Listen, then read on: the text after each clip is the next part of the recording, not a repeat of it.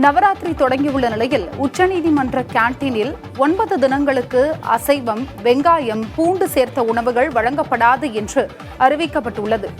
இந்த முடிவுக்கு எதிராக உச்சநீதிமன்ற வழக்கறிஞர்கள் சங்கத்திற்கு வழக்கறிஞர்கள் கடிதம் எழுதியுள்ளனர்.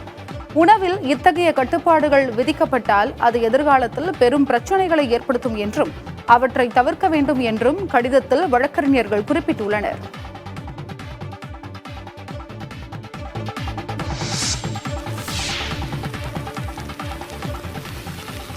சென்னை மற்றும் புறநகரில் 1 மணி நேரத்திற்கும் மேல் கனமழை பெய்தது.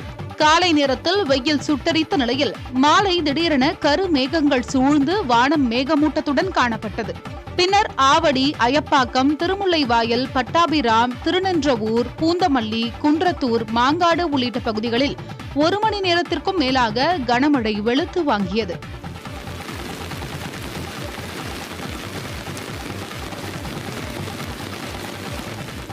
போரூர், முகப்பேர், அம்பத்தூர், பாடி, கொரட்டூர் உள்ளிட்ட பகுதிகளிலும் மழை பெய்துள்ளது.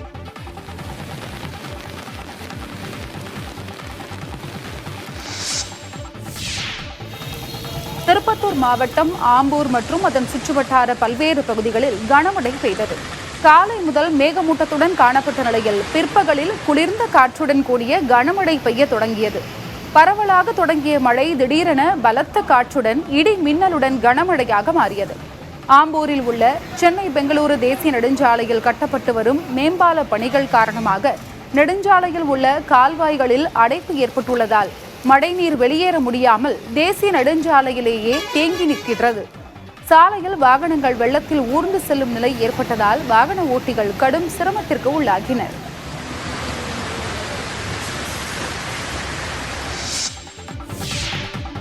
இந்திய விமானப்படையின் 92வது ஆண்டு விழாவை ஒட்டி சென்னை மெரினா கடற்கரையில் நடைபெறவுள்ள விமான சாகச நிகழ்ச்சிகளுக்கான ஏற்பாடுகளை பொதுப்பணித்துறை அமைச்சர் ஏவ வேலு நேரில் ஆய்வு செய்தார்.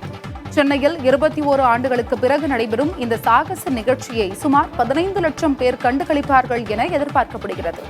இந்த நிகழ்ச்சிக்கு தேவையான ஏற்பாடுகளை தமிழக பொதுப்பணித்துறை மேற்கொண்டு வருகிறது.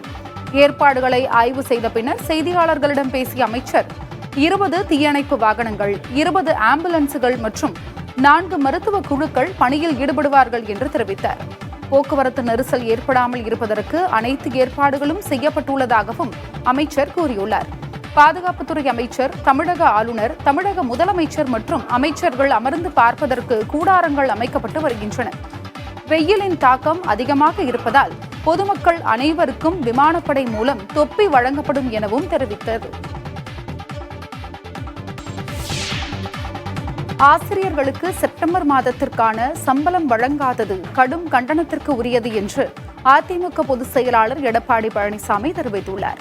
சமூக வலைதளத்தில் எடப்பாடி பழனிசாமி வெளியிட்டுள்ள பதிவில், ஒருங்கிணைந்த கல்வி திட்டத்திற்கான மத்திய அரசின் நிதி பள்ளிக் கல்வித்துறைக்கு வரவில்லை என்று காரணம் கூறி நிரந்தர ஆசிரியர்கள் உட்பட சுமார் 32,000 பேருக்கு செப்டம்பர் மாதத்திற்கான சம்பளம் வழங்கப்படவில்லை என நாளிதழ்களில் செய்திகள் வந்துள்ளதாக குறிப்பிட்டுள்ளார். தனியார் நடத்திய கார் பந்தயத்திற்கு கோடிக்கணக்கான ரூபாயை செலவு செய்த திமுக அரசு மத்திய அரசின் நிதி வரவில்லை என்ற காரணம் கூறி ஆசிரியர்களுக்கு சென்ற மாதத்திற்கான சம்பளம் வழங்காதது கடும் கண்டனத்திற்கு உரியது என்றும் அவர் தெரிவித்துள்ளார்.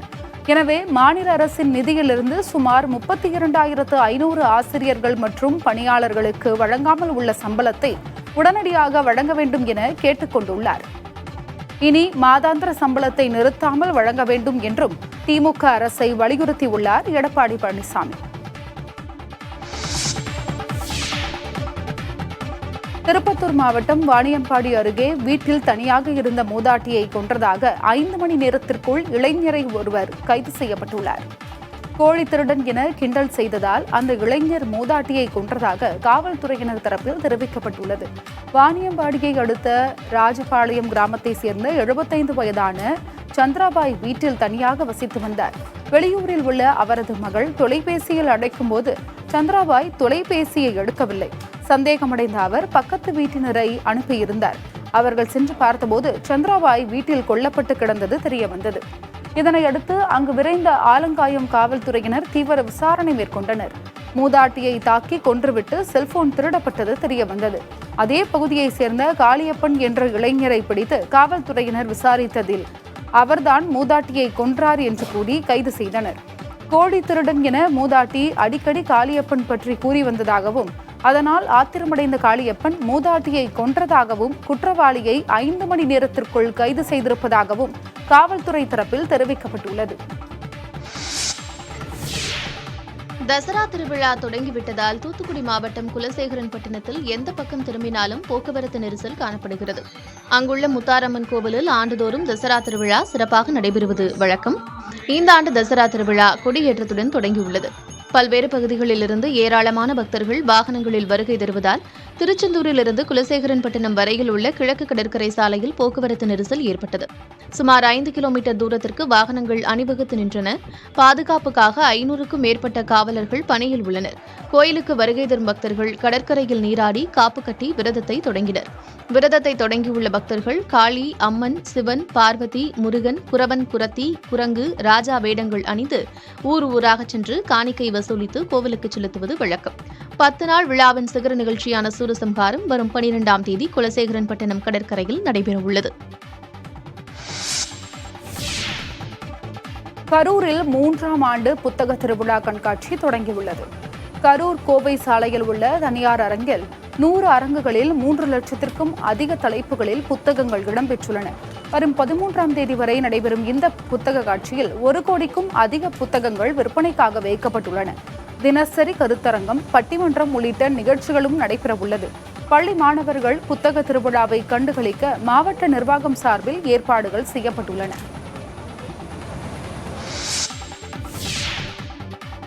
நடிகர் ரஜினிகாந்த் கூலி படப்பிடிப்பில் கலந்து கொள்வதற்கு முன் சில வாரங்கள் ஓய்வெடுக்க உள்ளதாக தகவல் வெளியாகியுள்ளது. ரஜினிகாந்த் திடீர் உடல்நலக்குறைவு காரணமாக கடந்த மாதம் 30ஆம் தேதி சென்னை அப்பல்லோ மருத்துவமனையில் அனுமதிக்கப்பட்டார். மருத்துவ பரிசோதனையில் அவருக்கு இதயத்திலிருந்து வரும் இரத்த நாளத்தில் வீக்கம் ஏற்பட்டுள்ளது என்று கண்டறியப்பட்டுள்ளது. இதனை சரி செய்ய இரத்த நாளத்தில் ஸ்டண்ட் பொருத்தி சிகிச்சை அளிக்கப்பட்டது. தற்போது உடல்நிலை சீராக இருப்பதால் வெள்ளிக்கிழமையன்று மருத்துவமனையிலிருந்து வீடு திரும்புவார் என்று தெரிகிறது. மருத்துவர்களின் ஆலோசனைப்படி சில வாரங்கள் ஓய்வெடுத்த பின்பே கூலி படப்பிடிப்பில் கலந்து கொள்ள உள்ளதாக கூறப்படுகிறது. அதுவரை அவர் பங்களிப்பு இல்லாத காட்சிகள் எடுக்கப்படலாம் என்று எதிர்பார்க்கப்படுகிறது. தெலங்கானாவில் நிகழ்ச்சி ஒன்றில் பங்கேற்ற போது மேடை சரிந்ததில் நடிகை பிரியங்கா மோகனுக்கு லேசான காயம் ஏற்பட்டது. தான் நலமாக இருப்பதாகவும் நல்வாய்ப்பாக சிறு காயங்களுடன் உயிர் தப்பியதாகவும் பிரியங்கா மோகன் சமூக வலைதளத்தில் பதிவிட்டுள்ளார். தெலங்கானா மாநிலம் தோரூரில் வணிக வளாக திறப்பு விழாவில் ஒன்றில் அவர் கலந்து கொண்டார். அப்போது அவர் நின்றிருந்த மேடை திடீரென சரிந்து விழுந்தது. எதிர்பாராத இந்த விபத்தில் சிலருக்கு பலத்த காயங்களும் பிரியங்கா மோகனுக்கு லேசான காயங்கள் ஏற்பட்டுள்ளதாகவும் தகவல்கள் வெளியாகியுள்ளன. ஒரு சில நபர்கள் மட்டுமே நிற்கும் வகையில் அமைக்கப்பட்டிருந்த இந்த மேடையில் அதிக நபர்கள் நின்றதே மேடை சரிந்ததற்கான காரணமாக இருக்கலாம் என்று கூறப்படுகிறது.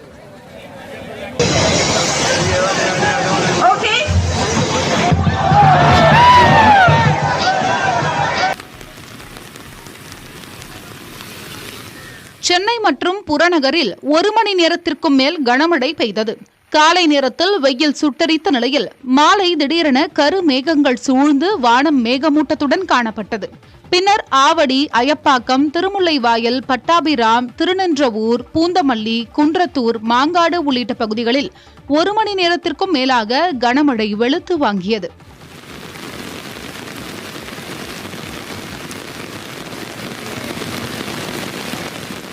போரூர், முகப்பேர், அம்பத்தூர், பாடி, கொரட்டூர் உள்ளிட்ட பகுதிகளிலும் மழை பெய்துள்ளது.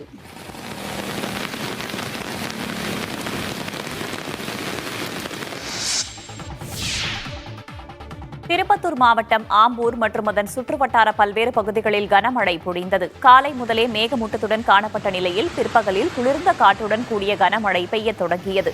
பரவலாக தொடங்கிய மழை திடீரென பலத்த காற்றுடன் இடி மின்னலுடன் கனமழையாக மாறியது. ஆம்பூரில் உள்ள சென்னை பெங்களூரு தேசிய நெடுஞ்சாலையில் கட்டப்பட்டு வரும் மேம்பால பணிகள் காரணமாக நெடுஞ்சாலையில் உள்ள கால்வாய்களில் அடைப்பு ஏற்பட்டிருப்பதால் மழைநீர் வெளியேற முடியாமல் தேசிய நெடுஞ்சாலையிலேயே தேங்கியது. சாலையில் வாகனங்கள் வெள்ளத்தில் ஊர்ந்து செல்லும் நிலை ஏற்பட்டதால் வாகன ஓட்டிகள் கடும் சிரமத்திற்கு உள்ளாகினர்.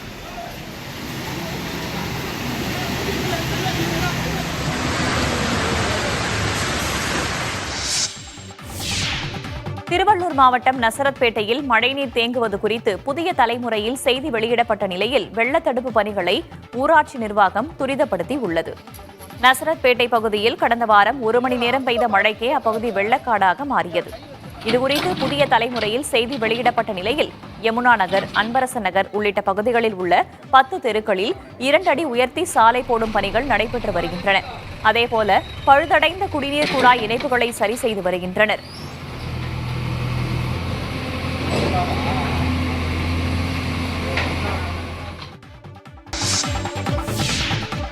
திருப்பதி லட்டு சர்ச்சை தொடர்பான வழக்கு உச்சநீதிமன்றத்தில் நாளை விசாரணைக்கு வருகிறது. வழக்கை இன்று மாலை 3:30 மணிக்கு விசாரணைக்கு எடுத்துக்கொள்ள இருந்த நிலையில் விசாரணைக்கு வரவில்லை.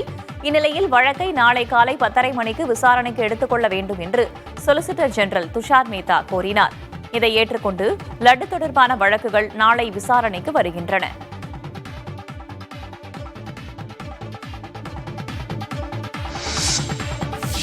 திருப்பதி லட்டு பிரசாத கலப்பட வழக்கில் உச்சநீதிமன்றம் கூறியது போல் அரசியலிலிருந்து கடவுளை விலக்கி வைத்து விசாரணை நடத்துவதுதான் சரியாக இருக்கும் என உயர்நீதிமன்ற மதுரை கிளை தெரிவித்துள்ளது. திருப்பதி ஏழுமலையான் கோயிலில் லட்டு தயாரிக்க டெண்டர் மூலம் நெய் வாங்கப்படும் நிலையில் திண்டுக்கலை சேர்ந்த ஏஆர் டெய்ரி நிறுவனம் கலப்பட நெய்யை சப்ளை செய்ததாக திருமலை திருப்பதி தேவஸ்தானம் புகார் அளித்துள்ளது. இதையடுத்து இதுகுறித்து விளக்கம் அளிக்க மத்திய அரசின் உணவு பாதுகாப்பு மற்றும் தரப்படுத்துதல் ஆணையம் 2 நோட்டீஸ்கள் அனுப்பிய நிலையில் அதற்கு எதிராக உயர்நீதிமன்ற மதுரை கிளையில் ஏஆர் டெய்ரி நிறுவனம் முறையிட்டுள்ளது. இந்த வழக்கு நீதிபதி என் சதீஷ்குமார் அமர்வு முன்பு விசாரணைக்கு வந்தது. அப்போது சம்பந்தப்பட்ட நிறுவனம் செய்த விதிமீறல் உட்பட எந்த விவரங்களும் நோட்டீஸ்களில் இடம்பெறவில்லை என குறிப்பிட்ட நீதிபதி நோட்டீஸுக்கு பதிலளிக்க உரிய கால அவகாசம் வழங்கப்படாதது குறித்து கேள்வி எழுப்பினார். உச்சநீதிமன்றம் கூறியது போல் அரசியலிலிருந்து கடவுளை விலக்கி வைத்து விசாரணை நடத்துவதுதான் சரியாக இருக்கும் என கருத்து தெரிவித்த நீதிபதி ஏற்கனவே அனுப்பிய நோட்டீஸ்களை தவிர்த்து சம்பந்தப்பட்ட நிறுவனத்திற்கு புதியதாக விளக்கம் கேட்டு நோட்டீஸ் அளிக்க வேண்டும் என உத்தரவிட்டு வழக்கை ஒத்திவைத்தார். ஹரியானாவில் பாரதிய ஜனதா கட்சி மதம், மொழி மற்றும் சாதி அடிப்படையில் வெறுப்பை பரப்பி வருவதாக குற்றம் சாட்டிய காங்கிரஸ் கட்சியின் மூத்த தலைவர் ராகுல் காந்தி அதை தமது கட்சி அனுமதிக்காது என தெரிவித்தார்.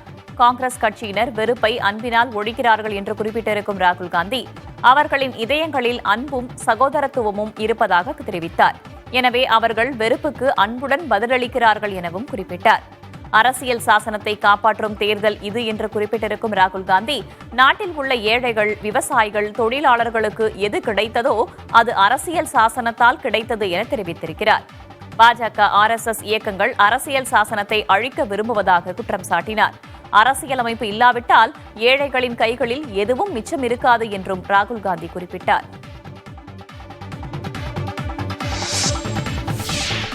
பாஜகவின் மூத்த தலைவரும் முன்னாள் எம்பியுமான அசோக் தன்வர் காங்கிரஸ் கட்சியில் மீண்டும் இணைந்தார். ஹரியானா மாநிலம் மகேந்திரகர் மாவட்டத்தில் நடத்தப்பட்ட பேரணியில் ராகுல் காந்தி முன்னிலையில் அசோக் தன்வர் அக்கட்சியில் தன்னை இணைத்துக் கொண்டார். மதியம் 1 மணியளவில் பாஜக பேரணியில் கலந்து கொண்டு ராகுல் காந்தியை விமர்சனம் செய்து பேசிய அசோக் தன்வர் அடுத்த 1 மணி நேரத்திலேயே காங்கிரஸ் கட்சியில் இணைந்துள்ளார். காந்தி குடும்பத்திற்கு நெருக்கமானவராக அறியப்படும் அசோக் தன்வர் காங்கிரஸ் கட்சியின் மூத்த தலைவர் பூமிதர் சிங் ஹூடாவுடன் ஏற்பட்ட கருத்து வேறுபாடு காரணமாக கடந்த 2019ஆம் ஆண்டு காங்கிரஸ் கட்சியை விட்டு விலகினார். தொடர்ந்து 2021ஆம் ஆண்டு திரிணாமுல் காங்கிரஸ் கட்சியில் இணைந்த அவர் அடுத்த ஆண்டே அக்கட்சியிலிருந்து விலகி ஆம் ஆத்மி கட்சியில் தன்னை இணைத்துக் கொண்டார். தொடர்ந்து கடந்த ஜனவரி மாதம் பாஜகவில் இணைந்த அசோக் தன்வர் அதையும் விட்டு விலகி மீண்டும் தற்போது காங்கிரஸ் கட்சியில் இணைந்துள்ளார். உலக புகழ்பெற்ற மைசூர் தசரா திருவிழா கோலாகலமாக தொடங்கியுள்ளது. சாமுண்டி மலையில் உள்ள சாமுண்டீஸ்வரி கோயிலில் சிறப்பு பூஜை நடத்தப்பட்டது. அதனைத் தொடர்ந்து கன்னட எழுத்தாளர் ஹம்பா நாகராஜையா வெள்ளித்தேரில் அலங்கரிக்கப்பட்ட சாமுண்டீஸ்வரிக்கு மலர் தூவி விழாவை தொடக்கி வைத்தார். இந்த விழாவில் கர்நாடக முதலமைச்சர், துணை முதலமைச்சர் உள்ளிட்டோர் பங்கேற்றனர். இன்று முதல் 10 நாட்களுக்கு மைசூர் அரண்மனையில் மாலை நேரங்களில் நவராத்திரி கலை விழாக்களும் நடைபெறவுள்ளன. உள்நாட்டு சுற்றுலா பயணிகள் மட்டுமின்றி வெளிநாட்டினரும் அதிகளவு தசரா திருவிழாவை காண வருவார்கள் என்பதால் அவர்களுக்கு தேவையான ஏற்பாடுகள் செய்யப்பட்டுள்ளன.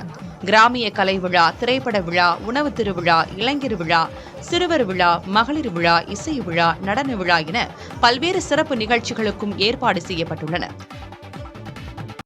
தமிழக அரசில் பணிபுரியும் தொகுப்பூதிய பணியாளர்களுக்கு மாநில அரசே கூடுதல் நிதியை செலுத்தி ஊதியம் வழங்க நடவடிக்கை எடுக்க வேண்டும் என்று பகுதி நேர ஆசிரியர்கள் கூட்டமைப்பு கேட்டுக் கொண்டுள்ளது. பகுதி நேர ஆசிரியர்கள் கூட்டமைப்பின் மாநில ஒருங்கிணைப்பாளர் செந்தில்குமார் அறிக்கை ஒன்றை வெளியிட்டுள்ளார். அதில் 20,000க்கும் மேற்பட்ட தொகுப்பூதிய பணியாளர்களுக்கு செப்டம்பர் மாத ஊதியமே இன்னும் கிடைக்கவில்லை என்றும் மத்திய அரசு தன் பங்குத் தொகையை விடுவிக்காததே இதற்கு காரணம் என்றும் கூறப்படுவதாக அறிக்கையில் அவர் கூறியுள்ளார். ஊதியம் நிலுவையில் உள்ளதால் செலவுகளை சமாளிக்க இயலாத நிலை உள்ளதாகவும், எனவே மத்திய அரசின் பங்களிப்பு தாமதமாகும் என்றால் தமிழ்நாடு அரசே கூடுதல் நிதியை செலுத்தி சம்பளத்தை வழங்க வேண்டும் என்றும் செந்தில்குமார் கூறியுள்ளார். மேலும் பகுதி நேர ஆசிரியர்களை விரைந்து பணி நிரந்தரம் செய்ய வேண்டும் என்றும் அவர் கோரிக்கை விடுத்துள்ளார்.